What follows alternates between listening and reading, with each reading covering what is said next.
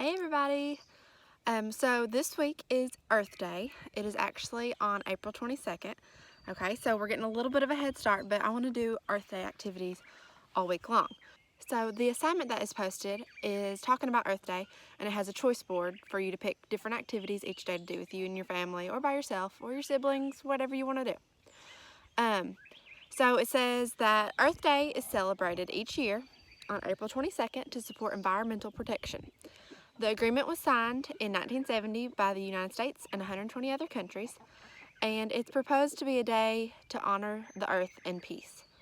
This year is actually the 50th anniversary, so 2020 is the 50th anniversary of Earth Day, and even though the coronavirus has made them have to cancel lots of plans, like a global cleanup day, and all this stuff where everybody was going to get out and do important work for Earth Day, since we are social distancing, they're not going to be able to do a lot of that. But we can still take care of the earth, and we can still make some art that is inspired by Earth Day. So the choice board that I gave you has 16 different options for you to pick from. You do not have to do all of these. You pick one each day, whichever one you want, Monday through Friday. So at the end of the week, you'll have 5 different activities that you've done, okay? So I've tried to do a variety of different activities because not all of you have art supplies at home, but some of you do. So some of you may want to do the painting activities, but if you don't have paint at home, that is totally okay, okay? You can still do a lot of these without any art supplies. So the first one is painting a landscape in your backyard, okay? So I'm in my backyard.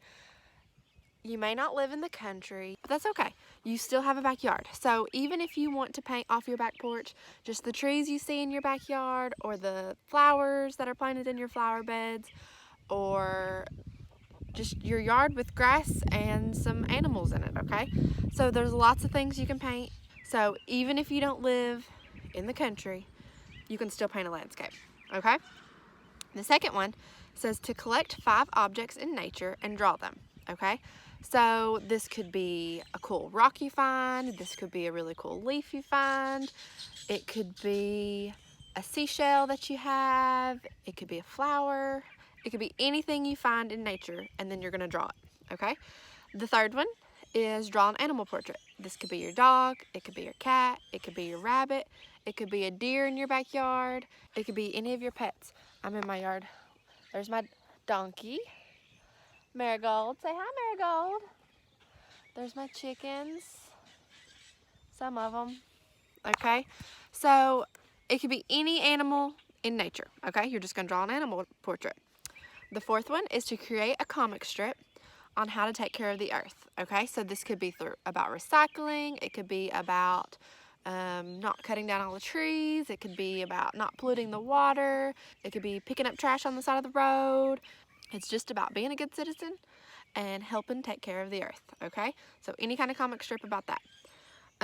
The fifth one says take a series of 10 pictures of things you find in nature. So this is going to be photography. So if you've got a phone or an iPad or some kind of tablet or any kind of device that can take pictures, you are going to try to find 10 different things to take pictures of, okay?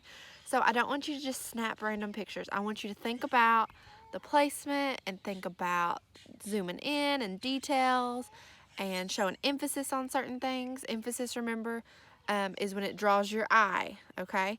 Try to get good angles and show emphasis and be creative with how you take the pictures, okay? Number 6 says to create a wind chime out of found objects. So this can be things you find in your house or things you find in nature, but you're gonna make a wind chime and then you can hang it on your porch and take a picture of it, okay? Number 7 is talking about Andy Goldsworthy. Remember we talked about him a couple weeks ago. He makes land art.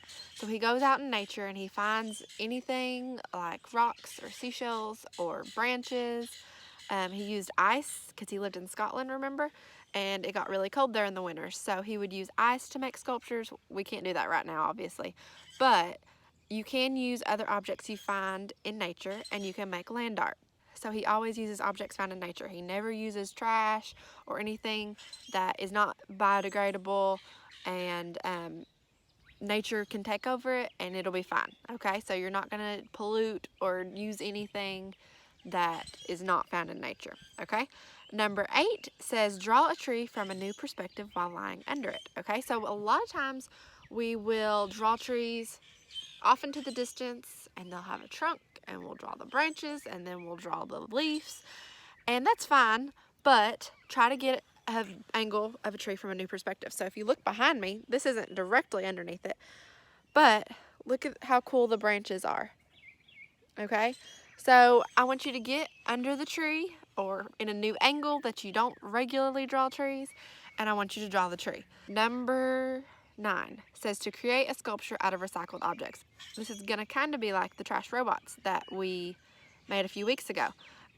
So you're gonna use any kind of objects that's recycled or that you were planning on throwing away anyways and you don't need them anymore. You're gonna create some kind of sculpture out of them. Oh, there's a bug on me. There's a bug. So you're just going to create a sculpture out of any kind of recycled object.